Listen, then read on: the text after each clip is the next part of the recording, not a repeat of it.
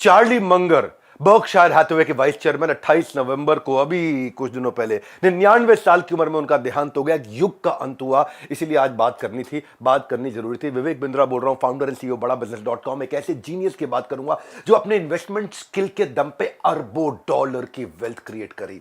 ऐसा आदमी जिसने इतिहास रच दिया, जो वॉरेन बफे का राइट हैंड मैन था। 800 अरब डॉलर की कंपनी लगभग जिसने खड़ी कर दी। इंस्ट्रूमेंटल रोल था बर्कशायर हैथवे को इन्वेस्टमेंट पावर हाउस बनाने में। भाई लोगों, ऐसे लोगों के बारे में सुनना चाहिए, तभी दिमाग के ढक्कन खुलते हैं। 20वीं सदी का मोस्ट रिनाउंड इन्वेस्टर, अभी 100 साल का जन्मदिन होने ही वाला था उनका। बस अगले महीने उनका 100वां जन्मदिन। Courageous Charlie, magician Munger, power house of investment, most rational investor, इतने पसंद थे मुझको, लर्निंग मशीन थे। और राइट हैंड वॉरेन बफे के। भाई साहब, किंग तो नहीं पर किंग मेकर, बहुत बड़े थे ये। बिजनेस के बेसिक्स नहीं जानते थे, वकील थे, पर फिर भी बिजनेस की कई बिजनेसेस की इंस्पिरेशन बने। सबसे पहले शुरू करूंगा चार्ली। इनकी जिंदगी में इतनी कठिनाइयां आई, इतनी कठिनाइयां आई कि आपके लिए इंस्पिरेशन बन जाएगा। भाई साहब, आज दिल दिमाग से फटने वाला है आपका। इतने इंटरेस्टिंग इंटेलिजेंट लोग आपको मिलेंगे नहीं, और मैं अपनी जिंदगी में ऐसा इंटरेस्टिंग इंटेलिजेंट आदमी नहीं देखा है। बिजनेस का माइंड इनका बचपन से था, हालांकि बिजनेसमैन नहीं थे, लॉयर थे। 1 जनवरी 1924 में, 99 साल पहले इनका जन्म हुआ था, लगभग 100 साल बोल सकते हैं। वेल रिस्पेक्टेड एजुकेटेड फैमिली से, पिता खुद इनके वकील, ग्रैंडफादर इनके कोर्ट में जज हुआ करते थे, एविड रीडर, एक दिन में एक किताब पढ़ लिया करते थे।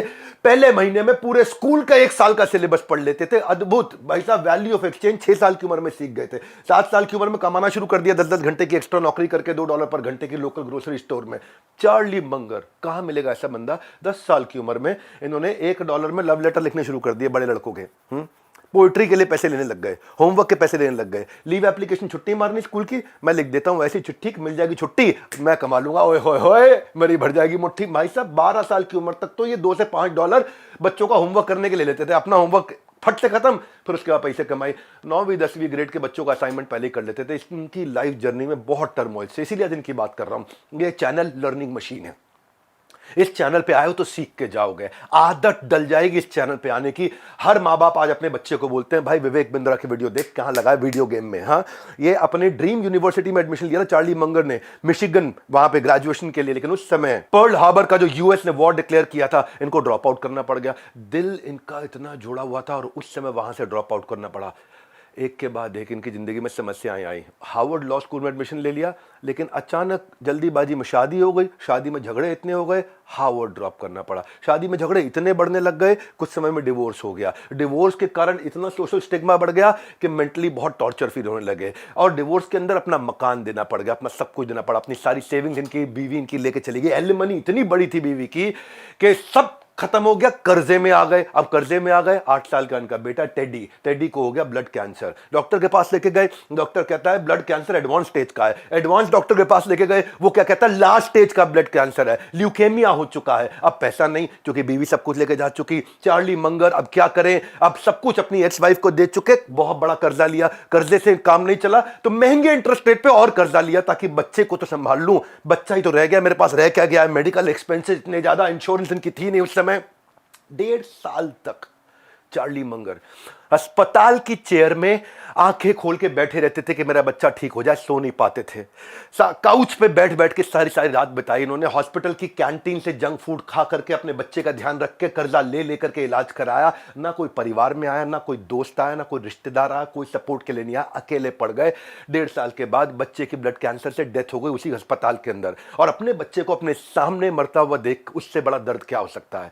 पोस्ट ट्रॉमेटिक स्ट्रेस डिसऑर्डर, जिसको बोलते हैं PTSD, post traumatic stress disorder, इतना ज्यादा हो गया था, शरीर कांपने लगा था उनका। इसको बोलते हैं पैरानोइया। ये स्टोरी जाननी जरूरी इसलिए है कि कोई ये आदमी कहां से कहां निकला। इसको बोलते हैं कैसे वैली से माउंटेन के पीक तक पहुंचना होता है। इसको बोलते हैं डिफिकल्टी से पॉसिबिलिटी क्रिएट करना। इसको बोलते हैं रिसेशन और डिप्रेशन से प्रोग्रेशन क्रिएट करना। 30 साल का बंदा, डिवोर्स, पूरी तरह से ब्रोक, गरीब, कर्जे के अंदर, ह्यूज डेट, बेटे का देहांत, कोई फैमिली नहीं, कोई फ्रेंड्स नहीं। 99% लोग अगर इस स्थिति में आएंगे, या तो ड्रग एडिक्ट बन जाएंगे, अल्कोहलिस्ट बन जाएंगे, मेंटल ट्रॉमा में चले जाएंगे, या सुसाइड कर लेंगे। चार्ली मंगर है ये, अद्भुत व्यक्ति हैं। क्योंकि इस साइकोलॉजी को समझना पड़ेगा भाई साहब। ये साइकोलॉजी को समझोगे ना तो अंदर से मजबूत हो जाओगे। चार्ली मंगर बोले मैं कंप्लीटली डिवास्टेटेड शैटर्ड था, लेकिन गिव अप नहीं करना चाहता था। 3 साल के बाद फिर से विवाह किया, एक नए रिलेशनशिप में आया, अपनी लॉ फर्म खोली रियल एस्टेट पे, वो भी बंद हो गई। फिर ट्रॉमा। 1 साल के बाद उसके बाद इन्वेस्टमेंट से काम किया, 6 महीने तक प्रॉफिट कमाया, वहां पे बहुत बड़ा लॉस हो गया, एक और ट्रॉमा। चार्ली मंगर की जिंदगी में समस्याएं आती रही, समस्या खत्म नहीं हुई। जब इनको क्या हुआ, कैटरैक्ट का जिस समय इलाज नहीं हुआ करता ढंग से, आई सर्जरी इनकी हुई, आई सर्जरी में डॉक्टर की गलती से आई सर्जरी फेल हो गई, पूरी तरह ब्लाइंड हो गए। डॉक्टर ने बोला दूसरी आंख भी जाने वाली है। अब ऑब्सेसिव रीडर, एक दिन में एक किताब पढ़ने वाला, बचपन से एक सुपर डुपर जीनियस, अब वो पढ़ नहीं सकता, उसके लिए लगा जैसे मेरे को जेल में डाल दिया, मुझे फांसी दे दी किसी ने। Never give up attitude. बोले मैं ब्राइल सीखूंगा। ब्राइल क्या होता है, जो विजुअली इंपेयर्ड व्यक्ति है वो बिना आंखों के हाथ लगा लगा के कैसे पढ़ सके। उन जमाने में, क्योंकि पढ़ना तो है मुझे, लेकिन उनको यूज नहीं करना पड़ा, क्योंकि जो दूसरी आंख थी वो चलती रही, वो उनके जीवन के आखिरी तक चलती रही। 100 साल के होने वाले थे, वो चलती रही। लेकिन स्ट्रेस था कि दूसरी ना चली जाए आंख, दूसरी ना चली जाए। उस स्ट्रेस ने इनको कमजोर नहीं किया और मजबूत कर दिया। स्ट्रांगली मेंटली, मेंटली स्ट्रांग, काम और एकदम पेशेंट, फोकस्ड रहे कि मैं इन्वेस्टिंग स्किल सीखूंगा, इन्वेस्टिंग स्किल सीखूंगा। और उसके बाद इन्होंने इन्वेस्टमेंट करना शुरू किया। इनकी वॉरेन बफे से मुलाकात हो गई। वॉरेन बफे ने इनको अपना इन्वेस्टमेंट एडवाइजर बना लिया। 1978 में वॉरेन बफे को इतना भरोसा हो गया इन पे, इतने ट्रॉमा से निकले फिर भी इतने पेशेंट, इतने स्ट्रेस से निकले फिर भी इतने काम, इतने बड़े लर्निंग मशीन। उन्होंने कहा आप मेरी कंपनी, मैं चेयरमैन, आप वाइस चेयरमैन। कमाल हुआ। वहां से शुरुआत हुई 1978 से। इन्वेस्टिंग स्किल की एक्सपर्टीज से इतना वेल्थ क्रिएट करके दिया। इनके ऊपर कई किताबें आज लिखी जा चुकी हैं। ट्रांसफॉर्म कर दिया एक बड़े कॉन्ग्लोमरेट में, बर्कशायर हैथवे को, वॉरेन बफे की कंपनी को। एक के बाद एक कंपनी खरीदनी शुरू करी प्रॉफिट से। कई इंश्योरेंस कंपनी खरीदी, बीएनएसएफ जो रेल रोड था वो खरीदा। इन्होंने क्या किया, ये देखते थे एप्पल और कोका कोला जैसी कंपनी को ढूंढ के बड़ा पैसा उसमें इन्वेस्ट करते थे। मंगर ने बर्कशायर हैथवे के उस समय शेयर खरीदे थे $7 में। उस समय, आज $5.5 लाख का लगभग शेयर है। मंगलवार का बता रहा हूं मैं आपको। इतना बड़े वेल्दी हो चुके थे। $2 बिलियन की तो उनकी अपनी पर्सनल नेटवर्थ हो गई थी। खैर बाद में इनकी पर्सनल नेटवर्थ इसलिए कम होती रही क्योंकि ये दान देने में, दान चंदे में बहुत विश्वास रखते थे। दुखी परेशान लोगों की मदद करने में विश्वास करते थे, तो अपने $2 बिलियन भी लगभग बांटते चले गए लोगों में। इसीलिए आज जो इन्होंने कॉन्ग्लोमरेट खड़ा किया, इनकी ही अपनी बर्कशायर हैथवे ने और वॉरेन बफे ने इनके सिस्टम को बोला मंगर ऑपरेटिंग सिस्टम। इनके कुछ टिप्स थे, तो आए हो, करेज भी सीखोगे, साथ में कुछ स्किल सेट भी दूंगा, स्किल और विल दोनों। पहला इनका टिप क्या होता था, जो बड़ा पैसा है वो खरीदने बेचने में नहीं है, वो वेट करने में है। क्या कहते हैं शेयर मार्केट में, बड़ा पैसा खरीदने बेचने में नहीं है, इंतजार करने में। सही आइटम खरीदो, इंतजार करो, तब बड़ा पैसा बनेगा। आज खरीदा शाम को बेचोगे, बड़ा पैसा नहीं है, चवन्नी का धंधा है। दूसरा टिप देते थे, जो ग्रेट बिजनेस है उसको सही दाम पे खरीद लो, बजाय के सही बिजनेस को अच्छे दाम पे खरीदना। तो ये कहते थे कि रूल बड़ा अच्छा है, हमेशा कम पैसे में अच्छी चीज खरीदो। साधारण भाषा में, कम पैसे में अच्छी चीज कैसे खरीदो, वैल्यू इन्वेस्टिंग। यही तो गेम चेंज किया था। तीसरा टिप कहते थे, एक आदमी में ना कैरेक्टर चाहिए कि उसके पास बहुत पैसा है फिर भी चुप बैठा है।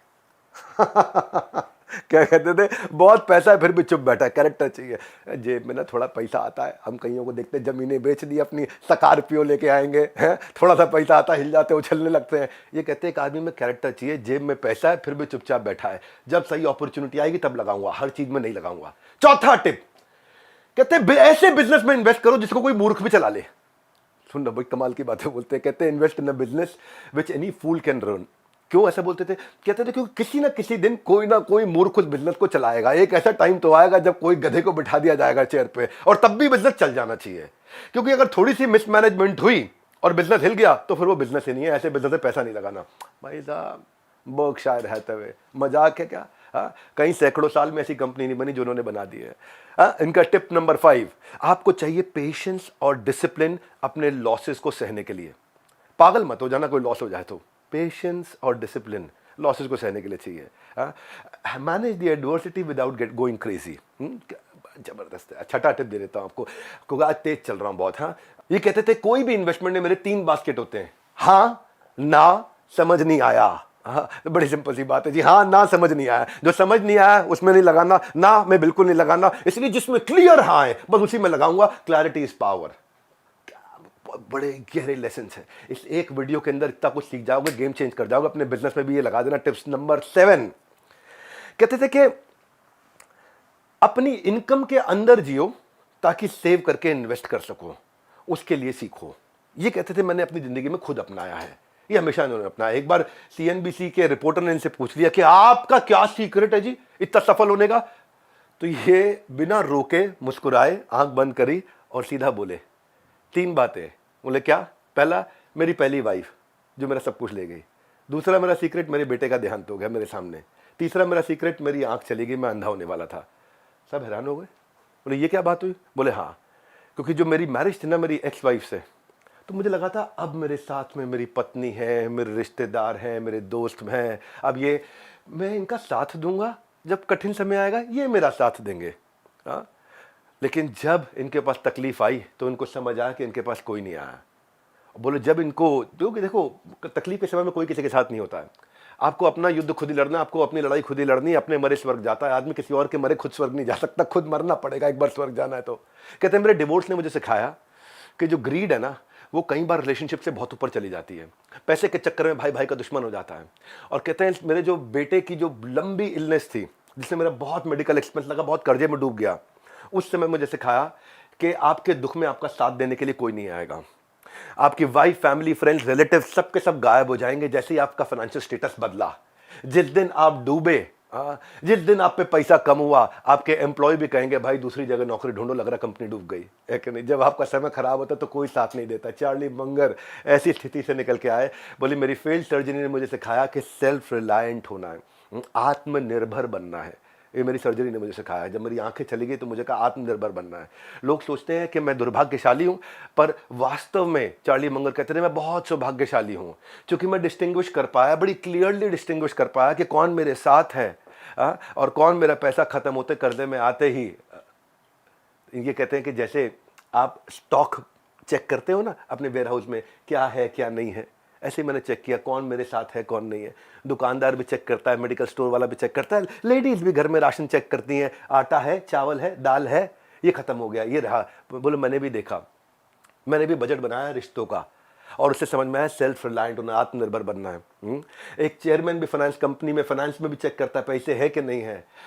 तो ये जो सीखा इन्होंने, चार्ली अपनी अचीवमेंट्स इन्होंने लिए, ये सर्वाइवर थे। ये ग्रेट डिप्रेशन, वर्ल्ड वॉर 2 में बर्बाद होने से, डिजास्टरस मैरिज से, डिवोर्स से, डेट से और अपने अंधेपन से, बच्चे की डेथ से, वहां से निकल करके आए। और what I loved about him is कि वो पीछे नहीं गए कभी, हमेशा आगे बढ़ते रहे। इतनी दूर आया हूँ यहाँ रहने के लिए नहीं, और आगे जाने के लिए। और फैक्ट कि वो आज इतने सक्सेसफुल हुए, इतने हार्डशिप से, वो उनके कैरेक्टर को दिखाता है। हाँ, अगर आप भी अपनी जिंदगी में किसी भी कठिनाई में आ गए, इस इंसान के 100 साल के एक्सपीरियंस से सीखने को मिलेगा। 100 साल का एक्सपीरियंस, 100 साल की उम्र तक जिया और ग्लोबल कंग्लोमरेट बना करके आज केवल फाइनेंशियल वर्ल्ड के अंदर इंपैक्ट नहीं, आज जनरेशंस के अंदर इंपैक्ट देके गए हैं ये चार्ली मंगर। आज उनके एक कोट जिसने मुझे बहुत इंस्पायर किया, उससे अपनी बात खत्म करूंगा। अगर आप स्मार्ट नहीं तो कोई बात नहीं, आप हार्ड वर्किंग नहीं तो कोई बात नहीं, सफल होना तो एक क्वालिटी चाहिए, लर्निंग मशीन बनना पड़ेगा। इसलिए हर संडे सुबह 8 बजे आता हूं आपको लर्निंग मशीन बनाने के लिए। किसी और चैनल पर जाने की जरूरत नहीं, वर्ल्ड के नंबर 1 एंटरप्रेन्योर यूट्यूब चैनल पे आइए, सब्सक्राइब करिए और करवाइए। बर्कशायर हैथवे की कहानी बच्चों को दिखाइए, उनकी जिंदगी में और करेज और लर्निंग मशीन बनाइए। हमारे साथ जुड़े रहने के लिए मुस्कुराहट के साथ प्रेम पूर्वक गर्दन झुका के बहुत बहुत धन्यवाद।